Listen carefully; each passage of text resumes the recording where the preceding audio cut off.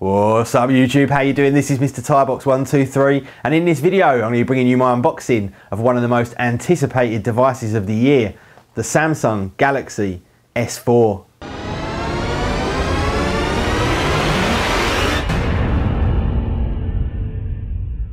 So here we are guys, we are back with an unboxing of, like I said, one of the most anticipated devices of the year, the Samsung Galaxy S4. Samsung actually announced the product in New York in a very peculiar way just about a month ago, and it's just been released here in the UK. Now I actually went over to the flagship store over in Westfield in Stratford this morning and picked this one up by hand from the actual store itself. There was actually a queue of people waiting outside as well, some since last night in fact, and I actually did a video of that over on my vlog channel, the link of which is down below so you can go check that out. Now onto the phone itself. Now, like I said, this is an extremely anticipated phone and a lot of guys have said, which network are you going on? Now my network of choice at the moment is EE. That's really because they're the only 4G network in the UK, and since I've had that, I really can't take a step back away from those incredible speeds. Now, this particular phone, you can either get this off contract for £599 here in the UK, or on contract with EE, for example, where you can actually pay around £41 per month and you can get the phone for an upfront fee of £80. So very good deal.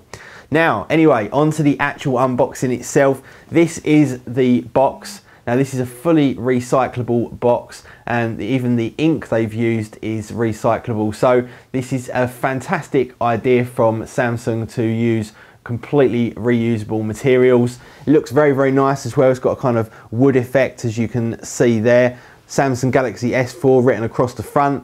Now if we just take a look around the back, it gives us a whole list of features and functionality of the device itself and another logo on the other side, and then just some information about the recycling on the other side. Now I'll just read out some of these facts on the back.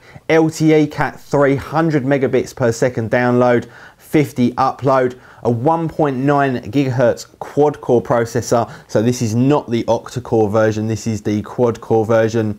And then we've got full HD video recording, GPS, 13 megapixel rear facing camera, 2 megapixel front facing camera, and this has actually got a 2600 milliamp hour battery, which is fantastic, along with an infrared as well. Now this is the 16 gigabyte model. With the Galaxy range, it really doesn't matter about the size or the capacity of the phone because it does take those micro SD cards. So anyway, into the unboxing. Let's just lift off the top here, and there we go.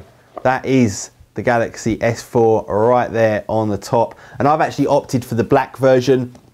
All of my Galaxy devices in the past have actually been the white version, and because of the plastic nature of the phone, they do tend to look just a little bit cheaper than the darker version, so I've actually gone for a black version this time. So there is the phone itself. It's got that really nice kind of patterned material on the back of it, but we'll come back to that in just a second. I'll just put that down and we'll just have a quick look through what else we get in the box. So quickly, we get a whole bunch of leaflets, again in that kind of recyclable paper, which I think is a nice touch from Samsung to be caring about such things.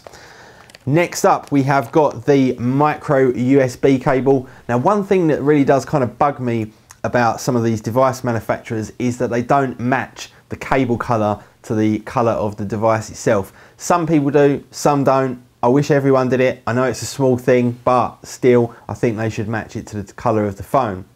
So micro USB cable, and there's actually a little code there as well, QR code on the front of that, and I believe that's so you can scan it and actually pick up that particular accessory from the internet without having to know any part numbers. Now next up we have got the actual USB charging socket, and this actually takes a whole range of different international power sockets. My one obviously is a UK based one, and we also get the little adapter that comes with that as well. Now next up we have got the earbuds. Now these earbuds are slightly different to normal. The cable in fact is actually a flat cable. I'm just going to open this up for you guys, and they are actually in-ear earbuds. So I'll just show you that there. You can see they are literally in-ear earbuds, and the cable itself is actually a flat cable. It has actually got some controls as well on there. We have got the volume up down rocker along with a play, pause or hang up and answer button, and that's just a standard 3.5mm headphone jack. So they're the headphones themselves.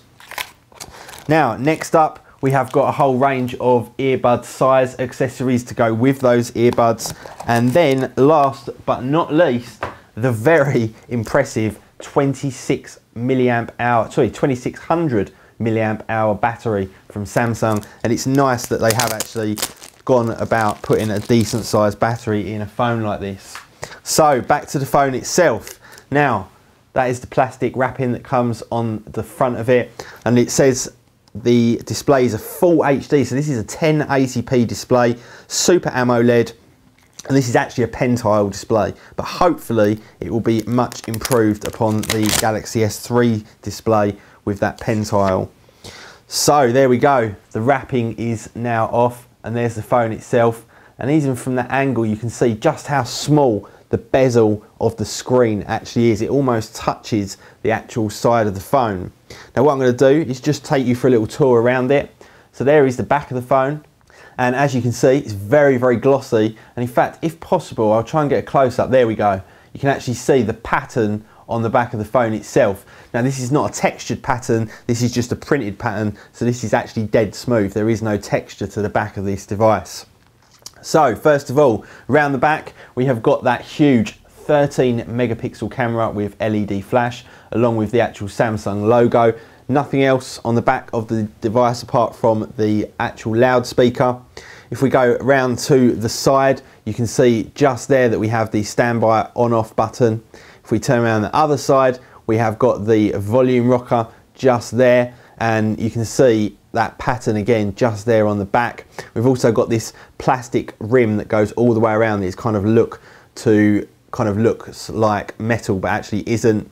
On the top of the device we have got the 3.5mm headphone jack along with what looks like a noise reducing microphone, and then on the bottom we have got another microphone along with that micro USB socket for charging and also for syncing.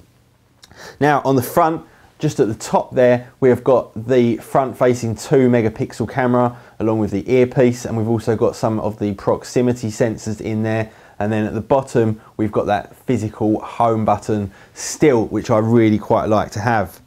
Now, in terms of placing the battery inside the device, and in fact, if you look at this back from certain angles, it actually looks virtually completely silver. I don't know if you can kind of see that on camera, but it actually looks silver rather than black. Then if you look at it from another angle, it sort of goes black. But anyway, let's just take off the back. Now Samsung haven't done anything with the build quality really. It's still that kind of sort of flimsy plastic material, but do all remember that although this is an extremely plasticky phone, it's actually very, very hard wearing. I've dropped mine a number of times with the previous models and had no issues whatsoever. So although the build quality is definitely not fantastic, it does actually lend itself very, very well to day-to-day kind of bashing. So there we go, that is the actual back cover itself. Now just underneath that, I'll just show you the inside there. We have got a slot for the micro SD card and also for the micro SIM, along with that huge battery there in the middle of the phone.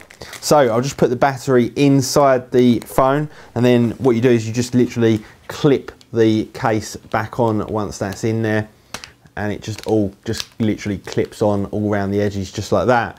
Now what I'm going to do is just turn it on just so we can get a feel for the screen, hopefully if this has got enough power.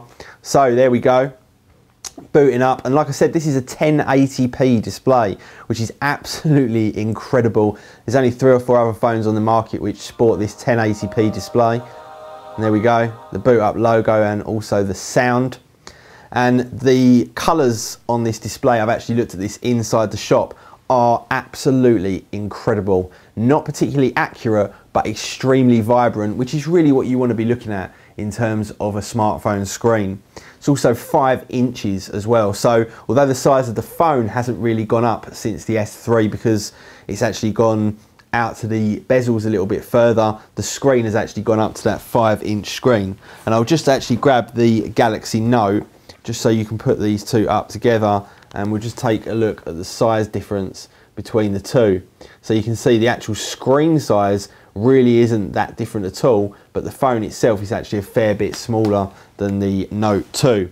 So anyway guys, there we go. It's now at the stage where we've got to go through the wizard and configure the phone.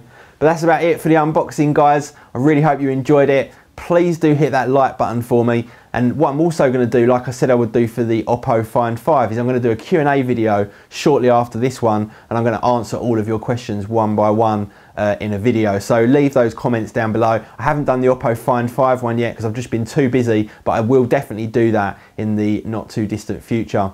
Thank you very much for watching, guys, and I will see you all in the next video.